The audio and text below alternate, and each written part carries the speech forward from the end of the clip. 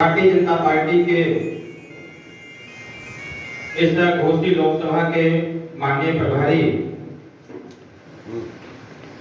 श्री देवेंद्र सिंह जी, हमारे बीच में इस मऊ जनपद के माननीय जिला उपाध्यक्ष श्री गिरीश नारायण राय जी, हमारी पार्टी के प्रदेश के उपाध्यक्ष श्री ठाकुर सिंह जी, पूर्व जिला पंचायत अध्यक्ष आलोक जायसवाल जी, डॉक्टर ब्रजेश यादव जी और इस विधानसभा के संयोजक हमारे प्रजापति जी और यहाँ हमारे सामने बैठे हुए भारतीय जनता पार्टी की रीढ़ कहे जाने वाले जाबाज क्रांतिकारी कार्यकर्ता साथियों, हम आग्रह करेंगे यहाँ पर हम सभी लोग उपस्थित हैं। मेरे मन में तो एक इच्छा जागृत हो रही है माननीय प्रभारी जी, क्योंकि जब मैं अपने पार्टी के जब संगठन की बैठक लेता हूं तो मैं निरंतर प्रयास करता हूं कि हमारा सम्मान हो चाहे मत हो, हमसे कौन दुखी कौन नाराज कौन क्या है वो मुझे तनिक भी मायने रखता, लेकिन मैं निरंतर प्रयास करता हूं, दुस्साहस भी करता हूं। माननीय राष्ट्रीय अध्यक्ष के सामने मैं अपने कार्यकर्ताओं को बुला बुला के माला पहनवा करके मैं जरूर उनका स्वागत कराता हूं। इसलिए कराता हूं, अभी अभी हमारे माननीय प्रभारी जी ने जब बूथ अध्यक्षों का नाम लिया, कितनी तन्मयता और उत्सुकता और खुशी के साथ खड़े होने का प्रयास किया और हाथ उठाने का प्रयास। जबकि देखा जाए तैयारी लंबे समय से चल रही है, स्वागत हम भी करना चाहते हैं, स्वागत आप भी करना चाहते हैं। ये माला रखा हुआ है, ये माला कम है, और अगर स्वागत का क्रम माला पहनवा के कराया जाए तो हमको लगता है कि अगले मीटिंग में जाने में हम लोगों को बहुत देर हो जाएगी। लेकिन ये चीज मैं भूलूंगा नहीं, ये मेरी आदत है। जब हम लोग अपने पार्टी की रैली करते हैं, आपको जान के ताज्जुब होगा कि रैली में भी हम मंच पर चढ़वा देते हैं और मैं अपने आप को भूल जाता हूं कि मैं अपने पार्टी का क्या हूं। हमारे माननीय संचालक महोदय जी ने एक बात जरूर कहा, कार्यकर्ताओं की पीड़ा को अरविंद राजभर जी आपको समझना पड़ेगा। माननीय मंत्री जी, हम आपसे आग्रह करेंगे, मैं भी कार्यकर्ता ही हूं, अपने सुहेल भारतीय समाज पार्टी का मैं कार्यकर्ता ही हूं।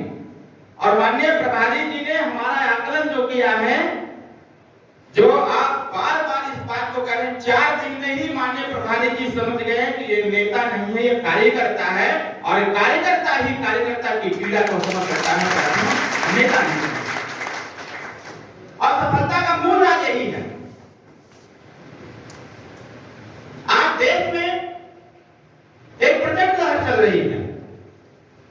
हम सब के अध्यक्ष, इस देश के माननीय प्रधानमंत्री जी, उत्तर प्रदेश के माननीय मुख्यमंत्री जी, अगर अपने आप को नेता मान लेते तो ये नारा 400 पार वाला हम लोग नहीं दे पाते।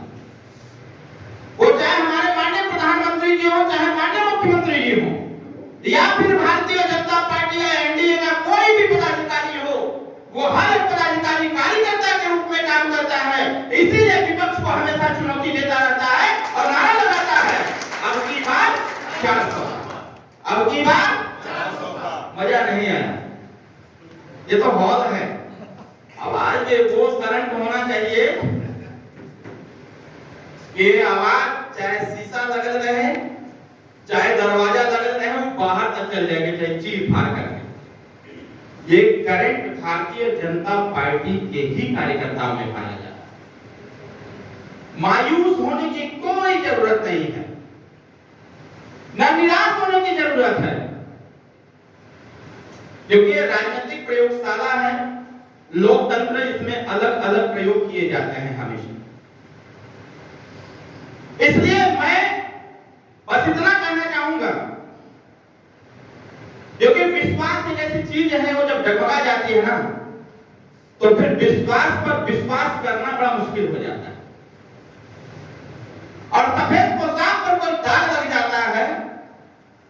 तो चाहे जितना डिटर्जेंट लगा लीजिए एरियल सर्फ एक्सेल वो छूटने वाला। घड़ी का एक प्रचार आता है, अक्सर आप लोग ये देखे होंगे कि पहले इस्तेमाल करें फिर विश्वास करें,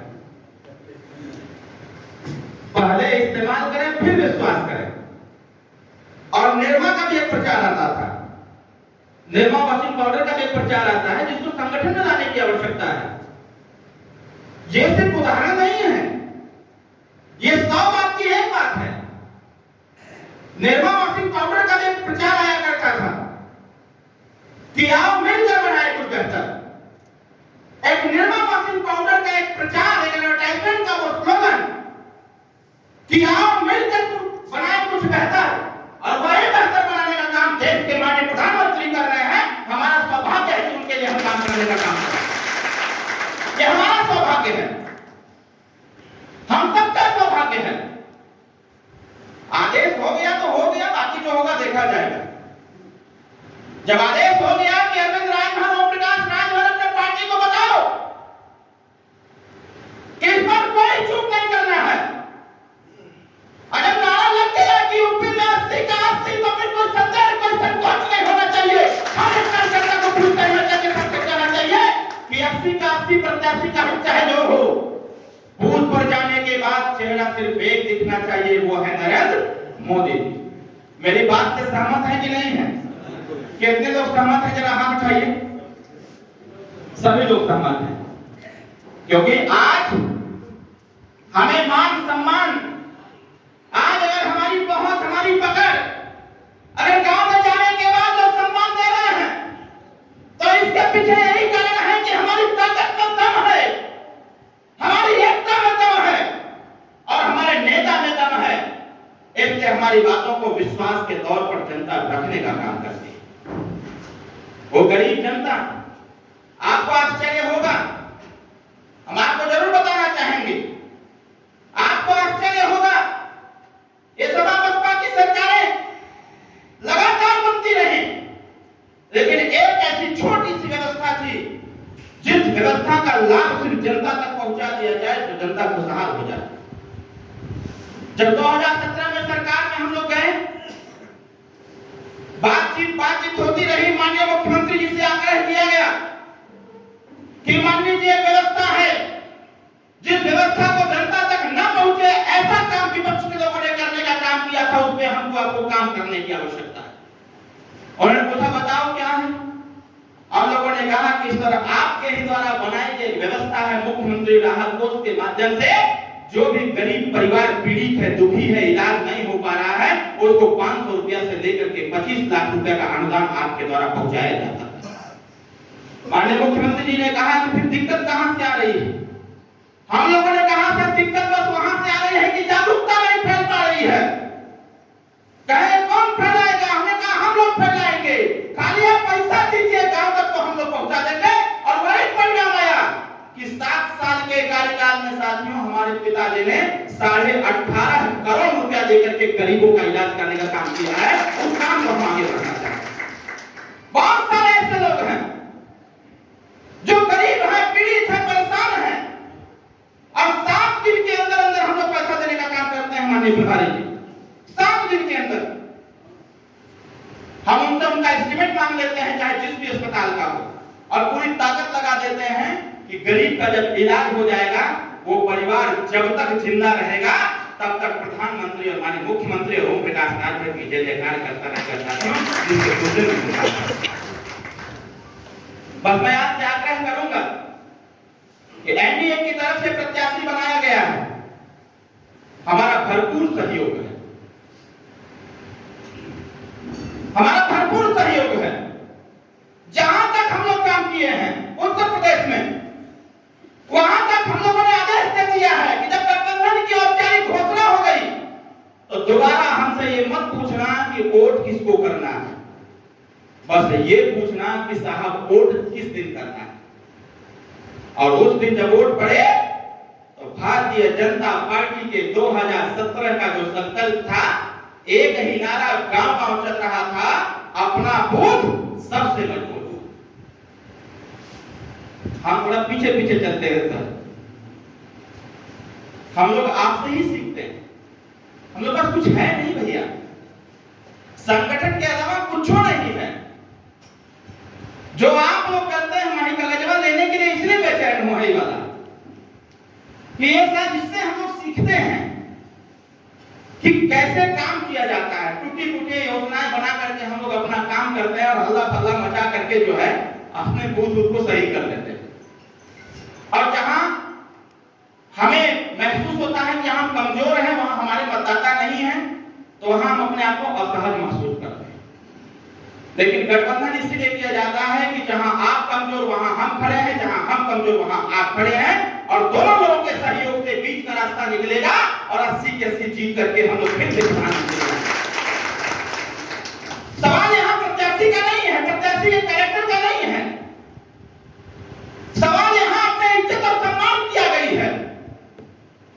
एक तरफ विपक्षी जो है हल्ला मचा मचा के कह रहा है 10 साल माननीय प्रधानमंत्री संघर्ष करते करते अंतिम व्यक्ति तक व्यवस्था पहुंचाने का प्रयास किए हैं। यह विपक्ष को नहीं दिख रहा है, विपक्ष को सिर्फ हमारे प्रधानमंत्री जी की कमियां दिख रही हैं, भारतीय जनता पार्टी के कार्यकर्ताओं की कमियां दिख रही हैं। और मैं पहले ही कहा कि लोग अच्छाई की चर्चा नहीं करते, हमेशा बुराई की चर्चा करते, और इसी पर हमको विजय पाना। इसलिए मैं आप सभी देवतुल कार्यकर्ताओं से कहना चाहता हूं कि वह सत्य हमें दो दया निधे, वह सत्य हमें दो दया निधे का तब मार्ग पर जावे, जिस देश धर्म में जन्म लिया बलिदान उसी पर हो जावे, जिस देश धर्म में जन्म लिया बलिदान उसी पर हो जावे। साथियों, ये सम्मान सिर्फ अरविंद राजभर का नहीं है, ये सम्मान सिर्फ भैया का नहीं है, ये सम्मान सिर्फ प्रभारी जी का नहीं है, ठाकुर सिंह का नहीं है, ये सम्मान साथियों हम आप हम सब कार्यकर्ताओं का सम्मान फंसा हुआ है। साथियों, आप जरा कल्पना करिएगा, अभी यदि चर्चा हुई है उसी विधानसभा के उपचुनाव, हार होता है, जीत होता है।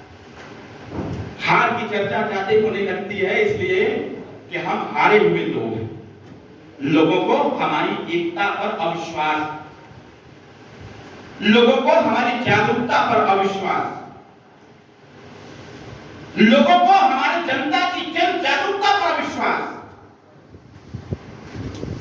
और इतना सारा कुछ करने के बाद भी अगर विपक्षी मेरे सर पर हावी है, इसका मतलब कि कहीं ना कहीं हम कोई चूक कर रहे हैं जिससे कि विपक्षी हमारे सर पर हावी हो गए। इसलिए एक बात का ध्यान रखने की जरूर आवश्यकता है, हम सभी कार्यकर्ता। साथियों, 1 जून को मतदान होगा, छड़ी का बटन दबाइएगा। मुझे नेता बनने का शौक नहीं, मुझे कतई नेता बनने का शौक नहीं। आज की राजनीति बदलती चली जा रही है। सर, जो हमने रिसर्च किया है और रिसर्च में हमने 2 नेता पाए, एक तो एक्चुअल नेता, एक मॉडलर नेता। अब मॉडलर नेता वो विपक्षी लोग हैं, एक्चुअल नेता वो है जो दिल्ली में बैठ करके अपने अंतिम व्यक्ति की चिंता और चिंतन करता है, वही एक्चुअल नेता होता है। बाकी जो हल्ला मचाते हैं वो सिर्फ मॉडलर नेता। समय बदल रहा है, सिचुएशन बदल रहा है।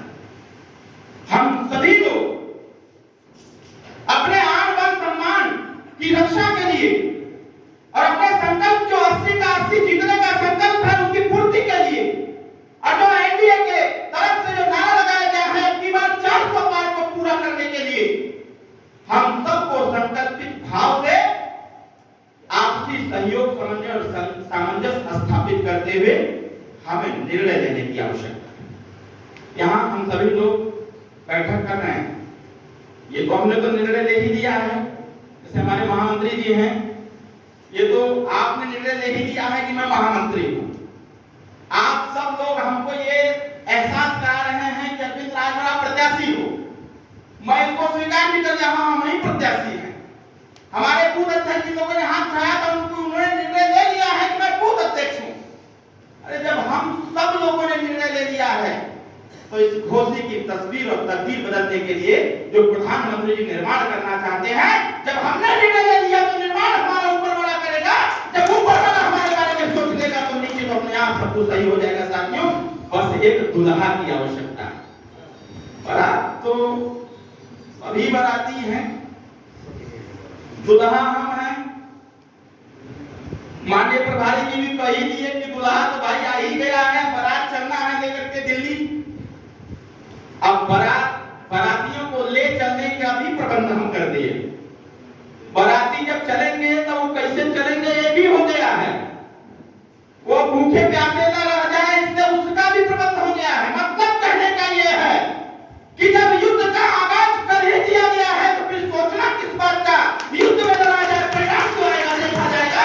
इसके साथ मैं आपसे कहना चाहता हूं, न रहो न निराश करो मन को, न रहो न निराश करो मन को, कुछ काम करो कुछ नाम करो, बातें खत्म। मैं कभी भी परिणाम पर नहीं जाता साथियों। मेरे पिताजी हमेशा कहते हैं काम करो, जब काम करोगे तो वो आपका काम ही इतनी क्लैरिटी बना देगा कि परिणाम अपने आप आ जाएगा साथियों। इसलिए बस मैं आग्रह करना चाहता हूं कि अपने अपने बूथों का ध्यान रखते हुए, अपने अपने क्षेत्र का ध्यान रखते हुए आप अगर एक कदम चलने का काम करेंगे साथियों तो हम सदैव प्रयास करेंगे कि एक कदम बढ़ करके आपका स्वागत करें। इसलिए मैं आपको बहुत बहुत बधाई देता हूं, ढेर सारी शुभकामनाएं देता हूं और एक संकल्पित भाव से आने वाले 1 तारीख को जब मतदान पड़े और 4 तारीख को परिणाम जब आवे तो जिस उम्मीद के साथ हम और आप यहाँ बैठ करके कार्यक्रम कर रहे हैं, कहीं ऐसा न प्रतीत हो जाए साथियों कि दुविधा में दोनों गई माया मिली न। इस बात को जरूर हम लोग ध्यान में रखें। और 1 सीट हमको मिला घोसी, बाकी 79 सीटों पर हम लोग पूरी ताकत झोंके हुए हैं कि कहीं से भी कोई कमजोरी नहीं होने देंगे। पूरे उत्तर प्रदेश में जहां जहां हमारे कार्यकर्ता हैं पूरी ताकत के साथ लगा दिए हैं कि सब लोग लग जाओ। दोबारा मेरे पास कोई फोन नहीं आना चाहिए कि प्रत्याशी से मुलाकात नहीं हो पा रही, प्रत्याशी से बात नहीं हो पा रही है। माननीय प्रभारी जी भी आज ही सुबह 7 लोगों को पार्टी से निष्कासित किया, 7 लोगों को पार्टी से निष्कासित किया हूं अपने। मेरे पास व्हाट्सएप मैसेज भेजे थे कि प्रत्याशी हमसे संपर्क नहीं कर रहा है। लखनऊ कार्यालय को बोला कि तत्काल पार्टी से निष्कासित करो, ऐसे कार्यकर्ताओं में कोई आवश्यकता नहीं है।